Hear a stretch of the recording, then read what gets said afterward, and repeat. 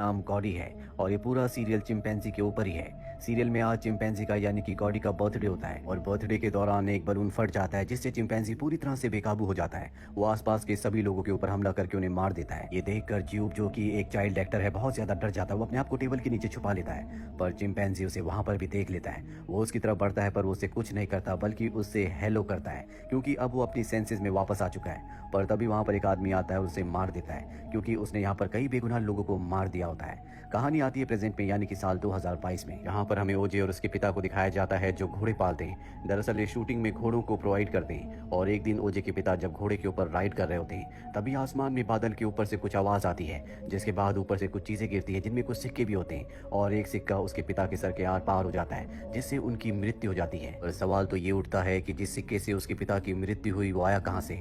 Doctor से बताते हैं कि हो सकता है कि ऊपर प्लेन से कोई सिक्का गिरा हो जिस वजह से उसके पिता की मृत्यु हो गई। ओजे भी इस बात को मान लेता है क्योंकि उसने बादलों के ऊपर से किसी आवाज को सुना था।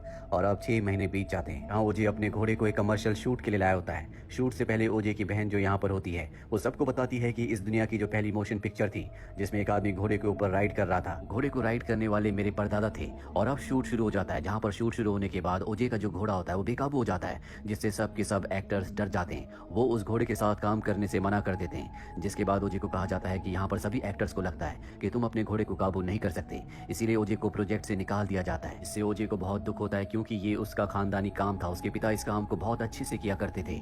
ओजे तय करता है कि वो अपने घोड़े को बेच देगा, इसीलिए थीम पार्क में जाता है जहाँ पर उसकी मुलाकात थीम पार्क के ओनर ज्यूब से होती है। ज्यूब वही बच्चा है जो सन 1958 में चिंपैंजी वाले हमले में अकेला बचा था। अब उसने अपना थीम पार्क खोल लिया है जिस थीम पार्क में लोगों को वो उस रात के बारे में बहुत ही रोमांचक तरीके से बताता है। ज्यूब ओजे से कहता है कि मैं चाहता हूँ कि तुम अपने घोड़ों के साथ साथ अपने अस्तबल को भी मुझे बेच दो, लेकिन वो अपने सभी घोड़ों को नहीं बेचना चाहता। हालांकि उसकी बहन ऐसा चाहती है। ओजे घर वापस आ जाता है। आज रात को उसकी बहन उसी के साथ रुकने का तय करती है। दरअसल उसकी बहन उससे अलग रहती है और रात को जब उसकी बहन अंदर होती है तभी वहां पर इलेक्ट्रॉनिक चीजें फ्लक्चुएट होना शुरू हो जाती हैं और ठीक उसी वक्त ओजे का एक सफेद रंग का घोड़ा घर से बाहर भाग जाता है। ओजे भी अपने घोड़े का पीछा करते हुए आगे बढ़ता है और तभी वो आसमान में एक यूएफओ को देखता है जो जल्दी बादलों में कहीं खो जाता है। यूएफओ के दूर जाने के बाद ओजे के घर की जो लाइट होती है वो भी पूरी तरह से स्टेबल हो जाती है। ओजे अपने घर वापस आता है और अपनी बहन को सब कुछ बताता है कि किस तरह से उसने यूएफओ को देखा था। उसकी बहन कहती है कि अगर हम यूएफओ की फोटो खींच लें तो अच्छे खासे पैसे कमा सकते हैं। ये अब तय करते हैं कि ये यूएफओ की फोटो खींचेंगे, उसको रिकॉर्ड करेंगे। इसीलिए अगले दिन ये स्टोर जाकर कुछ सीसीटीवी कैमरास ले आते हैं। इनके साथ टेक्नीशियन भी आता है और ओजे उसे कहता है कि जितने भी सीसीटीवी कैमरास हैं उन सबको आसमान की तरफ सेट कर दो। टेक्नीशियन ये सुनकर हैरान होता है क्योंकि कोई भी एंगल आसमान की तरफ नहीं रखता,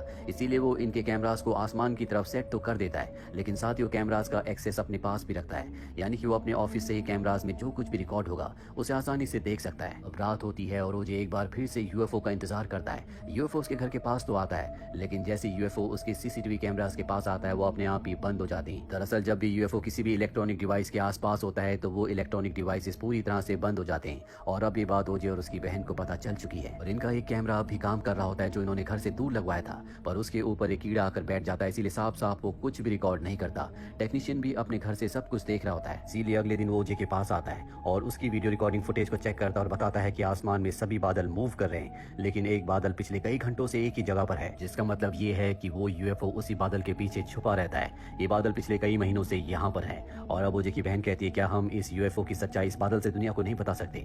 टेक्नीशियन कहते हैं कि नहीं, हमें पुख्ता सबूत चाहिए। वहीं अगले दिन हमें ज्यूब को दिखाया जाता है जो अपने थीम पार्क में सभी ऑडियंस को एंटरटेन कर रहा होता है और तभी यूएफओ उसकी तरफ आता है। तूफान आना शुरू हो जाता है और वो यूएफओ उसके ऊपर आकर उसे निगल जाता है। यहाँ पर और भी बहुत सारे लोग होते हैं, यूएफओ उन सब को निगल जाता है। यहाँ पर हमें पता चलता है कि ये यूएफओ नहीं है बल्कि ये कोई एलियन जीव है जो इंसानों को खाता है और इस बारे में ज्यूब को पहले से पता था, इसीलिए वो जैसे उसके घोड़े खरीदता था और घोड़ों को अपने से दूर रखता था, जिसके बाद ये जीव आता था और घोड़ों को निगल जाता था और इस तरह से वो अपनी ऑडियंस को एंटरटेन किया करता था। पर आज वो एलियन जीव बेकाबू हो गया और उसने ज्यूब के साथ सभी लोगों को निगल लिया। इन लोगों के चीखने और चिल्लाने की आवाजें दूर दूर तक गूंज उठती है। शाम को ओजे थीम पार्क में आता है और देखता है कि वहां पर कोई भी नहीं है और तभी वो एलियन आता है जो ओजे के ऊपर हमला करता है। पर ओजे एक शेल्टर के अंदर जाकर अपने आप को बचा लेता है। हालांकि वो वहां पर बेहोश हो चुका है पर एलियन उसे कुछ नहीं कर पाता। कुछ घंटों के बाद ओजे को होश आता है। होश आने के बाद वो अपने घर की तरफ बढ़ चलता है। वो अपनी बहन को कॉल करके बताता है कि जो हमने आसमान में देखा था वो यूएफओ नहीं है, बल्कि वो एक एलियन है जो इंसानों को और जानवरों को निगल जाता है। और तभी वो एलियन ओजे के घर के ऊपर आ जाता है, जिस घर में उसकी बहन है। और अब वो एलियन अपने अंदर से बहुत सारी इंसानों की चीजों को उगल देता है, जैसे उनके सिक्के, उनके कपड़े और दूसरी चीजें, साथ ही उनका खून भी, क्योंकि वो सिर्फ मांस को डाइजेस्ट कर सकता है, वही उसका खाना है। और इसी तरह से ओजे के पिता की भी मृत्यु हुई थी जब उस एलियन जीव ने आसमान से इंसानों की चीजों को उगल दिया था। तो एक सिक्के से ओजे के पिता की मृत्यु हो गई थी। अगले दिन ओजे, उसकी बहन और टेक्नीशियन तय करते हैं कि किसी भी तरह से वो एलियन को फिल्माएंगे ताकि दुनिया के सामने उसकी सच्चाई को दिखा सके। लेकिन ऐसा करना बहुत मुश्किल है, क्योंकि जब भी एलियन किसी भी इलेक्ट्रॉनिक डिवाइस के पास आता है तो वो अपने आप ही बंद हो जाता है।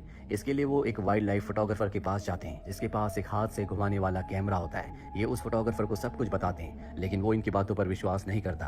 पर टीवी पर न्यूज चल रही होती है कि एक जानवर इस जगह पर लोगों को मार रहा है। इससे फोटोग्राफर को इनकी बातों पर कुछ हद तक विश्वास हो जाता है, इसीलिए वो इनकी मदद करने के लिए तैयार हो जाता है। वो अपने हाथ से चलने वाले कैमरे को लेकर इनके घर के पास आकर सेट कर देता है। साथ ही यहाँ पर इलेक्ट्रॉनिक डिवाइसेस को भी लगाते हैं ताकि जब भी एलियन आए तो इन्हें पता चल जाए। और अब इस सब के सब एलियन का इंतजार करना शुरू कर देते हैं। वहीं बाइक से एक न्यूज का फोटोग्राफर भी इस जगह पर आ जाता है, क्योंकि थीम पार्क से अचानक से बहुत सारे लोग गायब हो गए थे। इसी न्यूज को कवर करने के लिए ये आदमी यहाँ पर आया था। ओजी की बहन उसे कहती है कि तुम्हें आगे नहीं जाना चाहिए, और वो रिपोर्टर्स की बात नहीं सुनता और बाइक से लगातार आगे बढ़ना शुरू कर देता है। और तभी अचानक से उसकी बाइक बंद हो जाती है, बाइक से गिर जाता है। दूर से ओजे सब कुछ देख रहा होता है। वो समझ जाता है कि उसके ऊपर एलियन आ चुका है। ओजे अपने घोड़े से उसे बचाने के लिए जाता है, लेकिन इससे पहले कि वो उसे बचा पाता, एलियन वहां पर आ जाता है और उस रिपोर्टर को निगल जाता है। दूर से फोटोग्राफर ने इस पूरे सीन को फिल्मा लिया होता है और वो इसे और भी अच्छे से फिल्माना चाहता है, इसीलिए वो एलियन जीव के नीचे चला जाता है, जिसके बाद एलियन जीव उसके पास आता है और उसे भी निगल जाता है। फोटोग्राफर की भी मृत्यु हो जाती है और अब वो एलियन जीव अपना पूरी तरह से रूप बदल लेता है। वो किसी बलून की तरह दिख रहा होता है। दरअसल वो ओजे और उसकी बहन को भी निगलना चाहता है। वहीं ओजे की बहन को दिखाया जाता है जो बाइक के पास पहुंच जाती है,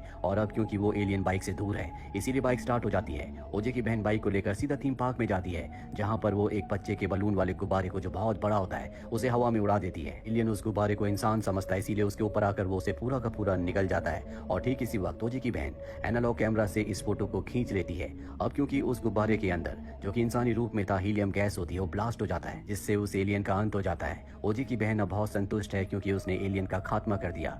वहीं ओजे भी ठीक होता है, हालांकि वो जख्मी होता है, पर अब वो भी जिंदा है। इस फिल्म में हमें कहीं न कहीं इंसानों और एनिमल्स के बीच में भेदभाव को बताया गया है। जिस तरह से इंसान एनिमल्स को कंट्रोल करते हैं, ये एनिमल्स के हित में सही नहीं है। इसीलिए चिंपैंजी जो शुरू में शूटिंग के दौरान सब लोगों को मार देता है। हालांकि उसने कई बार शूटिंग की थी, लेकिन ज्यादा कंट्रोल होने की वजह से वो अपना आपा खो बैठा और उसने कई लोगों को मार दिया। बाद में ओजे का हॉर्स, जो हमेशा शूटिंग में जाया करता था, लेकिन एक पल में वो भी अग्रेसिव हो गया, क्योंकि उसकी दुनिया कहीं और है। और इसी तरह से वो एलियन भी, जिसे उस बच्चे ने जो चिंपैंजी के हमले में बच गया था, उसे कंट्रोल करने की कोशिश की ताकि वो अपनी ऑडियंस को एंटरटेन कर सके, पर ऑडियंस के साथ उस एलियन ने उसे भी मार दिया। इसीलिए इंसानों को चाहिए कि जिस एनिमल की, जिस बर्ड की जो दुनिया है, उसे वहीं पर रहने दिया जाए, कभी किसी को कंट्रोल नहीं करना चाहिए। इसी के साथ ये फिल्म, ये कहानी यहीं पर खत्म हो जाती है। उम्मीद करते हैं कि ये कहानी आपको पसंद आई होगी।